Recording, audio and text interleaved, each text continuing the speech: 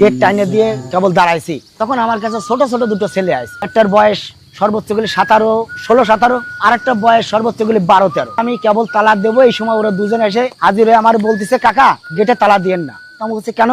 কাছে কাকা আমাকে একটা জিনিসের দরকার, আমরা বহুতক্ষণ সময় দাঁড়াই রয়েছি, আমার একটু দরকার। আমি কি দরকার? বলতেছে কাকা ওই যে কেবল যে কলসটা ভাঙিস, ওই কলসটা আমার খুব প্রয়োজন। আমি বললাম কলস দিয়ে তুই কি করবি, আর এই রাত্রে তুই এখানে কেন আইছিস? তখন মনে করেন রাত বাজে 4:30 বাজে, তখন আসছে। তা বলতেছে কি কলস আমার মা নিয়ে যাতে বলেছে। তা আমি বললাম কলস তুই নিয়ে যাবি যা, কিন্তু আমি তোর এনে দিতে পারবো না, তোর কিন্তু নিয়ে আসতে হবে। তা বলে হ্যাঁ কাকা আমরা নিয়ে আসতে পারবো। তা আমি বললাম যে তুই নিয়ে আসতে পারিস তা যা। এই বলে আমি ওই গেটের কাছে দাঁড়াই আছি। এখন ওরা কিন্তু দুইজনের একজন চলে গেছে কলস আনতে। শীতের কাছে শীতে লিবে দেওয়ার পরে যদি কেউ না থাকে, তাই কলস আনাটা, দড়ি বাঁধা কলসটা আনা খুব কষ্টের বিষয়, এটা সাহসের বিষয়। কারণ যখন চলে আসা হয়, কোনো মানুষ থাকে না, তখন ওখানে অনেক সমস্যা দেখা দেয়।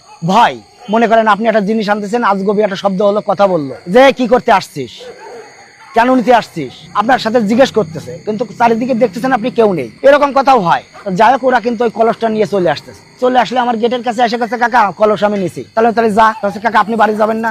হ্যাঁ আমি যাবো। তো এবার আমি জিজ্ঞেস করতেছে তোর বাড়ি কনে? তাই ছোটটা বলতেছে আমার বাড়ি শঙ্কর বাসা। আরেকটা জিজ্ঞেস করলাম তোর বাড়ি কনে? তো বলছে আমার বাড়ি গাজীপুর। গাজীপুর মানে রাজঘাট, দুইজন দুই জায়গা। আমি বলতেছে তোরা দুইজনের বাড়ি দুই জায়গায়, তাই এক জায়গা হলে কি করে? তো বলতেছে কাকা আমরা দুইজন ভাই, আমার মাই কলসটা নিতে বলেছে তাই আমরা আইছি। আমি কিন্তু অতটা আমার মাথাটা সেন্স অতটুকু আসেনি যে এরা এই রাত্রে কলস নিতে আসছে, কি কারণে আসছে, এরা কি বৃত্তান্ত, এগুলো আমি বুঝতে পারি। এখন আমার কাজ শেষ, আমি তালা মেরে যখন রেল লাইনটা পার হয়ে সিএমপি তে উঠবো, মানে পিচ রাস্তায় মেন রোড উঠবো, তখন কিন্তু নজর পড়ে গেছে খাটের দিকে, যে খাটটা বানাইছিল ওর মার জন্য ওই ভদ্রলোক। ওই খাটটা দেখে আমার খুব পছন্দ হয়েছিল। তাহলে খাটটা তো ওখানে ফেলানো থাকবে, ও খাটটা তো আর কাজে লাগতেছে, আর ও খাটটায় তো লাশ আনাও হয়নি, তাতে করে কোনো সমস্যা নাই। আমি কিন্তু ওই খাটটারে চিন্তা করেছি বাড়ি নিয়ে যাবো রাতের বেলায়। এখন আমি কিন্তু ওই টাগাচ্ছি ডানি ভাই কোনো ভ্যান পাচ্ছি। এখন ওই ছেলে দুটো আমার বলতেছে কাকা আপনি খাট নিয়ে যাবেন? আমার হ্যাঁ কাকা খাট নিয়ে যাবো। তো কাকা এক কাজ করেন, আপনি কলসটা নিয়ে আগে হাঁটেন, আমি খাট নিয়ে আসতেছি। ভাই তখন আমি বুঝতে পারিনি যে আসলে ওরা কি। তখন আমি কিন্তু ওই বলতেছি কি না তোরও লাগবে না, তুই এক কাজ কর, যদি আমার খাটটা নিতে হয় আমি সামনেতে ভ্যান ডাইকে আমি নিয়ে যাবো। ভাই আপনারা বলবো কি আমি ভ্যান নিতে